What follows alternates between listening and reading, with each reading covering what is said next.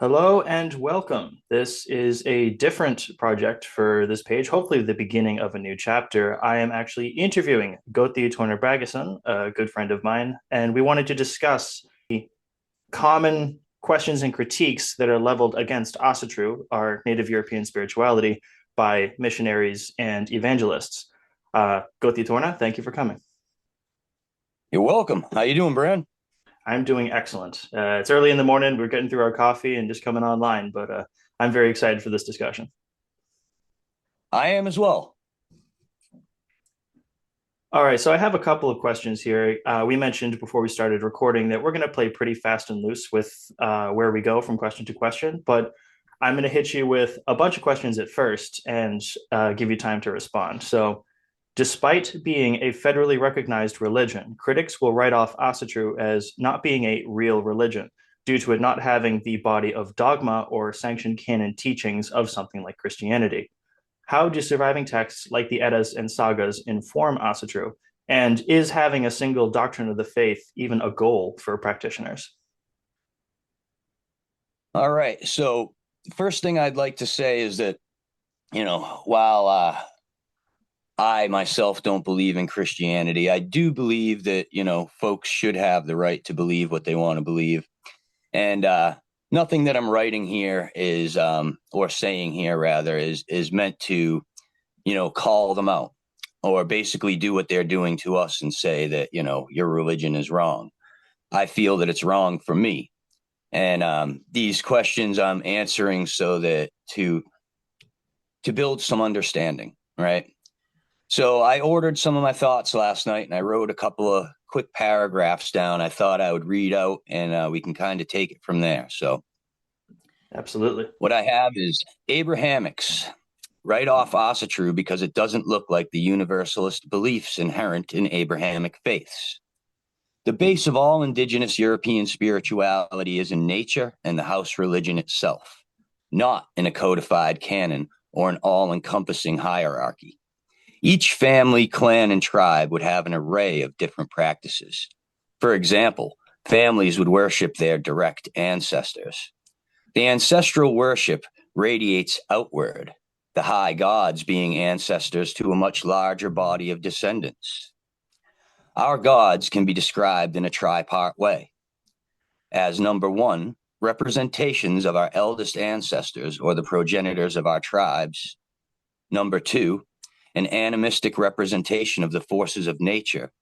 And number three, as divine spiritual entities, a folk soul powered through the existence and the life force of their descendants, coupled with the sacrifice and veneration of those who believe in them. Our gods are born, live, struggle, and even die. Another thing to remember is that there were differences, even in heathen times, from one clan to another in how they worshiped the same gods. The rituals held at Yule, per se, would have been different on the Danish coast than it was in Germania, Sweden, or Norway. And ritual would also have changed and evolved over time. We are a living, breathing spirituality, and our religious expression changes with us. Asatru is not a stone mausoleum. It evolves with us. A codified doctrine of faith is favorable in Asatru, but those doctrines should start at the family level and come out from there, not in the reverse. The doctrine of a certain clan or tribe grows with that group and with its own power dynamic. Lastly, the Eddas and Sagas do inform us, but not in the way the Bible informs Christians. Our stories are not gospel. Our stories enlighten us about our morality and, to a certain extent, beliefs. We, as Asatruer, learn from these stories. We don't take them literally. They inform us, not command us. Asatru beliefs in what's right or wrong is situational. We have no commandments or dogma in our practice. The right thing to do is always that which protects the family or the tribe, the honor of our respective houses being of the highest importance. We are not a religion full of dogma. We are not sheep who seek a shepherd. We are a free folk with deep-rooted connections to our identity and the natural world. Our truest law is natural law, what is and isn't possible within our capabilities.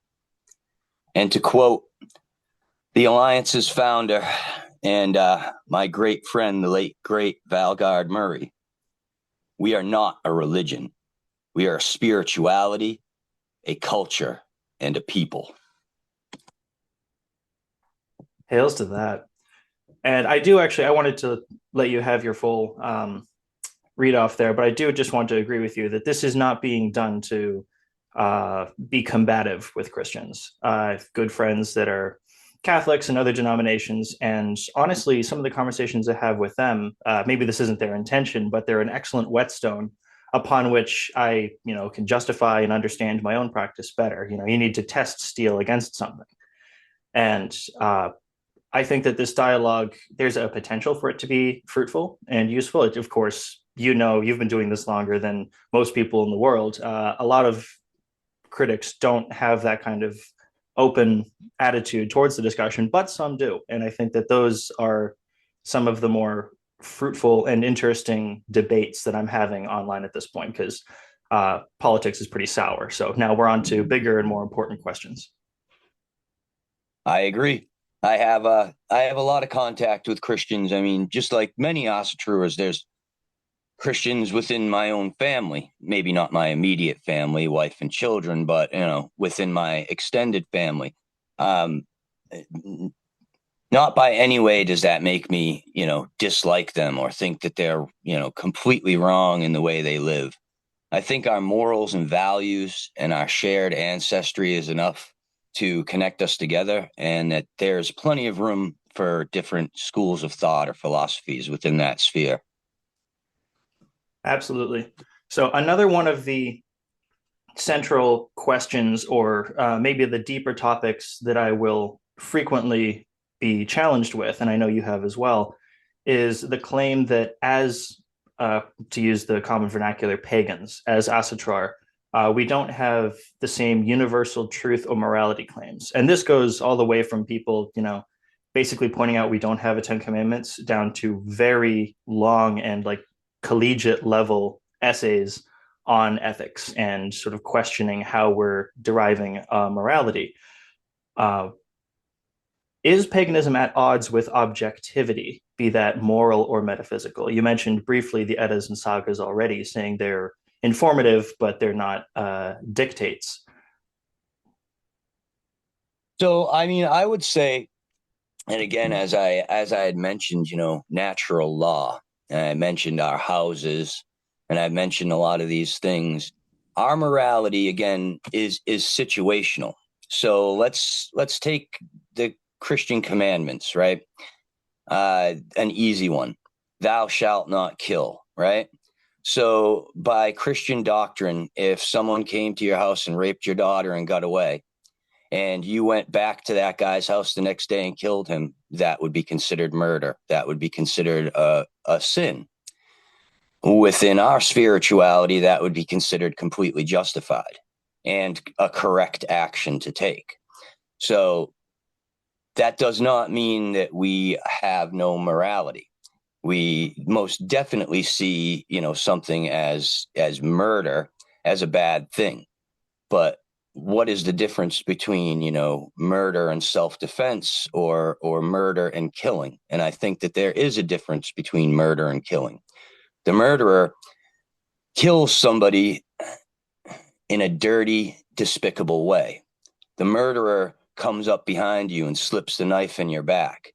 The murderer kills somebody for their own ends, maybe for money, maybe for, they have a mental disability. But the person who kills in defense of family, tribe, or nation, we most certainly don't see that as a sin per se. Although we don't really have sins, we do have taboos. And in the ancient days, murdering someone would get you exiled from the tribe, which was, a sentence paramount to death, or even worse than death. So there's a definite morality, but that morality is absolutely situational, and it's about what's right for your family and for your people in the moment, not some all-encompassing dictate that says this is right and this is wrong. Absolutely. And one point that I think gets overlooked a lot, especially in discussions now that we're talking about what is Western civilization and what is, what's it mean to be in our cultural context, the practices that we have today around court law and talking about guilt, like the idea that you are presumed innocent until proven guilty, where you go before your peers and like using your example, say you take revenge on someone that hurt your family, and you, in our culture, have the right, the assumed ability to go before your people and pitch your case for why you were justified in that. That is a very sort of Anglo-Germanic custom that you can see that in the Celts, you can see that in the Saxons. The practice of the council was equal parts religion, parliament, but also legal court. And Gothi, where the term comes from we use today, very much was as much judge as you would say priest or presiding official. Absolutely. Absolutely. The role of the Gothi, and I'll talk a little bit, at least from the perspective of the alliance. The role of the Gothi is not to be exposed above the folk. The role of the Gothi is to serve the folk, is to be a resource for the folk. The role of the Gothi is to know our lore, to know our morality, to know about the gods, to know the difference between right and wrong, much in the way a priest would act in the Catholic religion, and be able to talk to people on those points and enlighten them to a larger body of thought. So. And I can personally attest that you, as a Gothi, are a tireless resource, not only for your tribe, but for heathens all over. And I appreciate that very much. You set a high bar for modern Gothar to meet. I'm chasing a high bar. My predecessors in Valgard Murray and a few others that have taught me over the years set the bar extremely high for me, and I believe that's a good thing. As each one of us that brings that bar up also brings our folk up, brings our line of thinking up, and this upward trend is something we need to continue.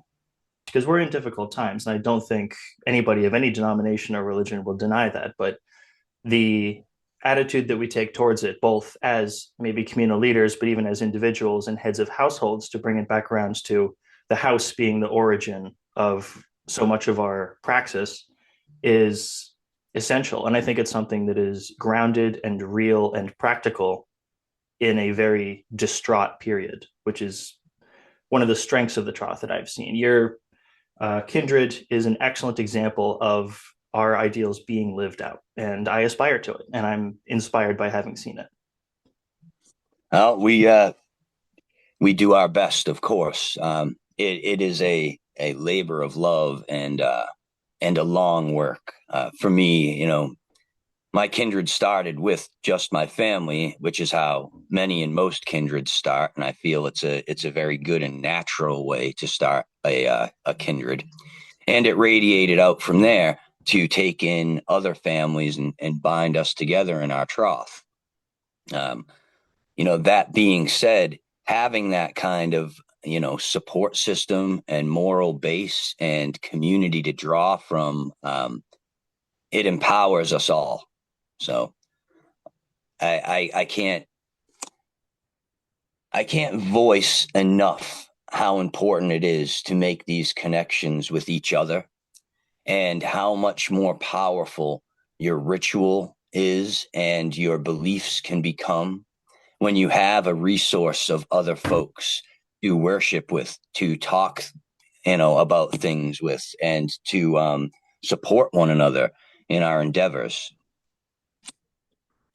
Absolutely. And I do want to, just because I know a good chunk of my audience are not Asatru, they're either Christians or from other traditions. What does troth mean in the context of your kindred and your practice?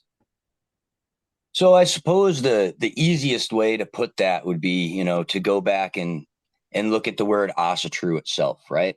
So what is Asatru? Asatru is being true to the gods. But I think that it extends out from there. It's also being true to the ancestors. It's being true to the land spirits, right? So this troth, I mean, at least I believe, is a, what's the best way to put it here? Let's say it is the homage ode to our ancestors that came before us. It is the homage ode to those gods that blazed the trails, that set the stage for what we have now, for our morality base and for our very lives itself. All right, Hale. So paganism is growing, but it's still definitely a minority. I actually want to add an addendum to this just from my own personal experience. The gym that I go to currently across the street is a regular corporate gym. It's nothing special, but I have seen 3 or 4 milliners in there and Valkyrie tattoos and all that sort of imagery. So it's growing. There's a more lived presence, if not explicitly practicing, at least a cultural recognition of the symbols of our faith. How is Asatru growing in public recognition and in numbers? Because you've mentioned before quite adamantly that you don't evangelize, you don't go seeking people to pull in. So, how is this working? Because it is becoming more prevalent. Well, each group has a little bit of a different model in there. There's most certainly groups of Asatru out there that do, seek to bring people in, or at least seek to recruit folks, right?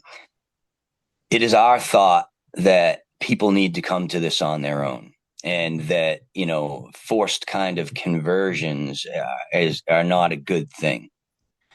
Those of us who feel these deep connections to our folkway, to our ancestors, to our gods, uh, reach out on their own. We strive to be visible for those people, right? We vet instead of recruit. And I think this is a good model. As if you can look at it from a family perspective, you don't just invite anyone into your family, right? You only bring in those people who, you love and trust. And I think that on a larger scale is what we're trying to do. Now, all that being said, we are here as a resource. We are here to help you on your path, but we are not going to chase you down to beg you to be part of our group.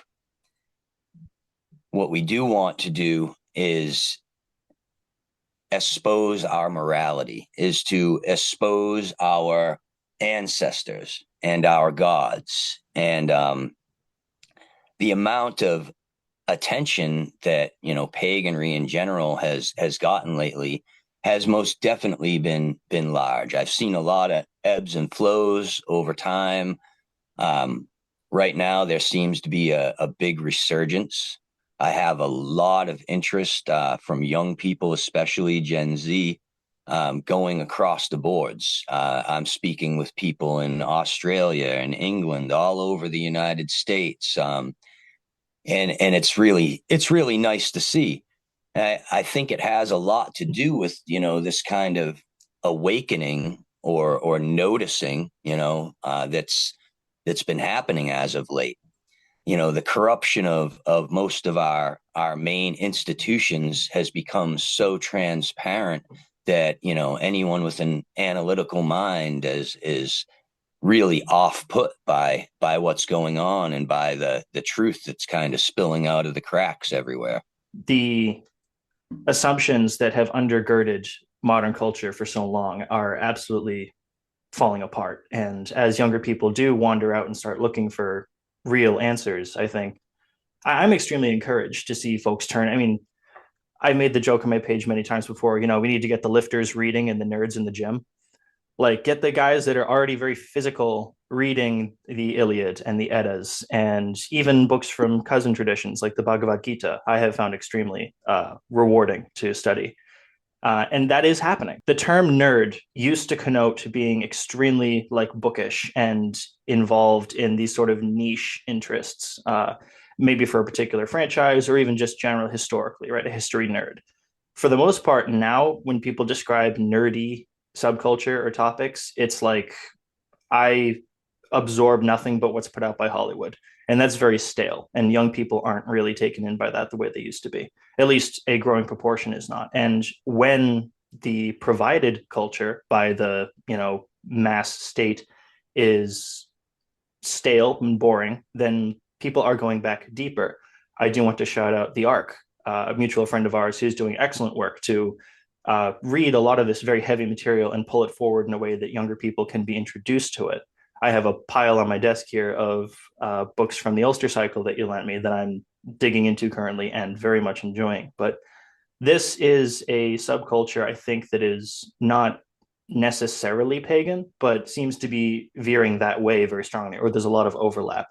Is people are tired of the answers they've been given, and they're beginning to look beyond that, and they're looking for what's deeper and what has more roots and what's more interesting, and that's turning them to Asatru. That's turning them to Hellenism. Absolutely. We've been, disenfranchised from our own cultural and ancestral beliefs. And this has largely just been a terrible thing for us as a folk, worldwide. The same problems that they're seeing in Australia, they're seeing in Canada, they're seeing in the US, they're seeing in the UK, they're seeing in, every Western nation.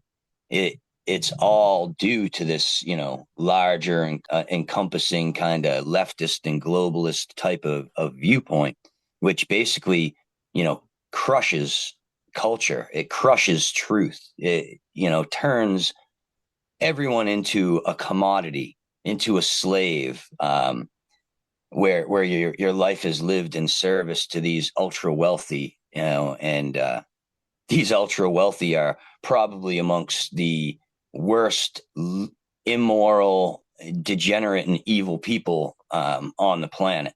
And exposing money over honor is the core of this failing, and the core idea that needs to come back into our culture, whether you're a Christian, an Asatru, a Hellenic pagan, whatever it is that you do, we need to be able to see ourselves in a positive light. We need to be able to promote ourselves and promote our culture, and not feel like, oh, we're evil people, right? Because if anybody else, like I said, from anywhere else, if you are a Mexican man who's proud of your heritage, well, that's great. And even speaking from a personal note, I think that that's correct and right.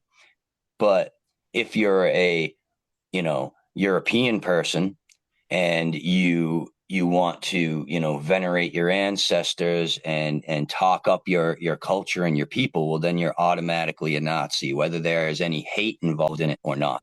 And this is something that I've, dealt with for a very, very long time. As things are kind of falling apart and the elites continue to, break their own toys in order to try to get the bag and get out as things fall apart, that's forcing people to look, I think, at first priors. They're going very deep. And this is why you see a resurgence of like Christianity as well. People are just returning to anything they feel predates all of this, and they're really looking for it. No, and for sure. And, I guess the whole, to cap up what I was talking about, is that it all comes down to morals and values, and it all comes down to, personal freedoms, right? And what we have right now in society just doesn't look anything like that. You know, anybody who is able to take care of themselves is kind of, denounced and useless to these elite. And what I mean by that is, if you're someone who is like myself, where you raise animals for food, where you grow your own vegetables, where you brew your own mead, where you do as much for yourself as possible, well, that means that I'm not spending money on these things through these larger institutions for these folks to make money off. So I am almost useless to them in that way. We really need to get back to just base morals and values, and whether that's through the lens of Christianity, or through the lens of Asatru, or through the lens of another spirituality.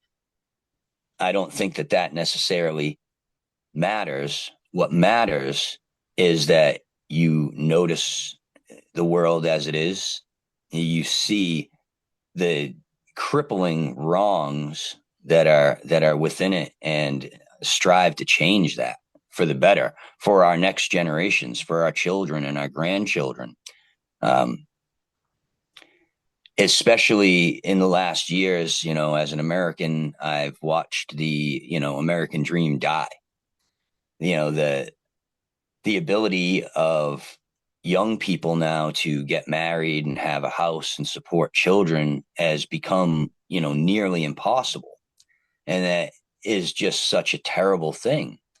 And what do we do to remedy this? We bring in droves of people from other places, to take the positions of the children we're not having, instead of, incentivizing our own people to be able to reproduce, and for their children to be able to have something. We're incentivizing it for others, right? So the person who comes here from, let's just say India or China or anywhere else, automatically is going to have a very easy time getting into college. They're going to get special loans. They're going to get special help. They're going to, if they're intelligent people, they're going to be able to make it. And in the reverse, we don't help our own kids go to school. We saddle them down with massive debts. We make it nearly impossible for a person, on a working man's or working woman's salary to be able to afford to live, let alone, get their own home. And these are things that have to change.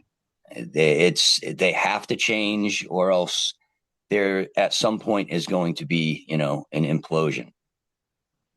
Well, I absolutely agree with that. And to tie your point there actually back to the very beginning where we talked about the household being the origin, I think one of the strengths of Asatru, this revival that we're undertaking, is in addition to food, in addition to like local tangible community that we're rebuilding, spiritually, you're not outsourcing your practice either. The meaning and the tradition and the grounding that I think is inherent to people, that faith instinct that we do have, in the same way that you're not reliant on politicians for temporal beliefs, and you're not reliant as much on foreign food or on foreign clothing or these other material benefits. I think that the religion of the hearth and the religion of the blood is in the same way, drawing that focus inward to the family and then from there pushing out, as opposed to receiving it from these external sources that are routinely failing their mandate.